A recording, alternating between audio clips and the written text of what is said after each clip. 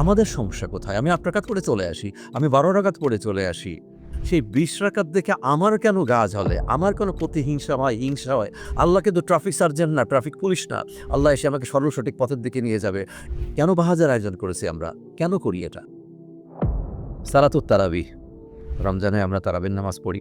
২০ রাকাত, তারপরে ৮ রাকাত আর একটা ১২ রাকাত। এই ২০, ১২ আর ৮ এই যে বাহাস আমার জন্মের পর থেকে আমি শুনে আসছি।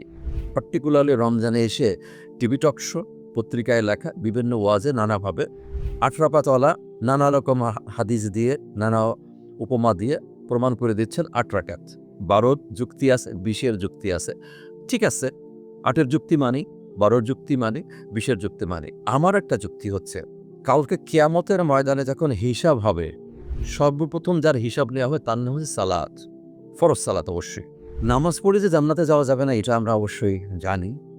কারণ কোন নামাজ? সেটা হচ্ছে নফল নামাজ, অর্থাৎ এক্সট্রা নামাজ। আমি তারাবিকে নফল বলছি না, কিন্তু এক্সট্রা নামাজ। ম্যানেজমেন্টে একটা শব্দ আছে, গোয়িং দ্য এক্সট্রা মাইল। যে মানুষ তার কেরিয়ারে ডেভেলপ করতে চায় সেজন্য 100%-এর উপরে কিছু করতে থাকে, 105, 10, 15 হোয়াট এভার ইট ইজ, সেজন্য এক্সট্রা মাইল যায়, এটাকে বলা হয় গোয়িং দ্য এক্সট্রা মাইল। তো একজন মানুষ আল্লাহওয়ালা মসজিদে যেয়ে সে যদি ২০ রাকাত নামাজ পড়ে, তো যিনি ৮-এর কথা বলেন সে ১২ রাকাত নামাজ বেশি পড়লো, ১২ দুগুণে ২৪টা সেজদা বেশি দিল। ৮ রাকাতওয়ালা বলছেন যে ২৪টা সিজদা বেশি দিল। ১২ রাকাতওয়ালা বলছেন যে ৮ রাকাতে ১৬টা সেজদা বেশি দিল। যিনি ৮ রাকাতওয়ালা ওনাকে কনস্ট্যান্ট ধরে বলি, এই ২টা ভেরিয়েবলে ১৬টা বা ২৪টা সেজদা বেশি দেওয়া হলো। তো এই সেজদা আল্লাহকে আমরা কেউ করছি। আমাদের সমস্যা কোথায়? আমি ৮ রাকাত করে চলে আসি, আমি ১২ রাকাত করে চলে আসি। আমরা জানি যে আসসালাতু মিরাজুল মুমিনিন, মুমিনের মিরাজ তো সালাত, এবং সালাতের মধ্যে সবচাইতে শ্রেষ্ঠতম পজিশন বা পোশ্চার কোনটা? যখন বান্দা সেজদায় থাকে, আল্লাহর সবচাইতে কাছে থাকে। এবং এই সেজদার থেকে মসজিদ শব্দ এসছে। যখন আদম আলাইহিস সালামকে সৃষ্টি করা হয়েছিল, তারপরে ইবলিসকে কি বলা হয়েছিল? উসজুদু লি আদম ফাসাজুদু ইল্লা ইবলিস আবা ওয়াস্তাকবারা ওয়া কানা মিনাল কাফিরিন। আল্লাহ আদেশ করছেন, আল্লাহর আদেশ ছিল উসজুদু, সেজদা করো। আদমকে সেজদা করল না সবাই? ফাসাজুদু, সবাই সেজদা করলো, ইল্লা ইবলিস, ইবলিস ছাড়া। আর সে তখন হয়ে গেল আবা ওয়াস্তাকবারা ওয়া কানা মিনাল কাফিরিন, অস্বীকার করার জন্য। আমরা তো আল্লাহর দাস, বান্দা। ওয়াহদানিয়তের মূল জায়গা কোনটা?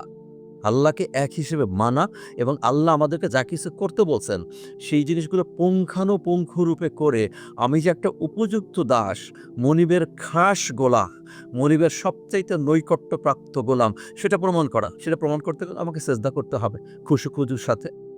আল্লাহ যেন ফি সলাতিহিম খাশিউন। তাহলে আমি ৮ রাকাত পড়ে চলে আসি, আমি ১২ রাকাত পড়ে চলে আসি।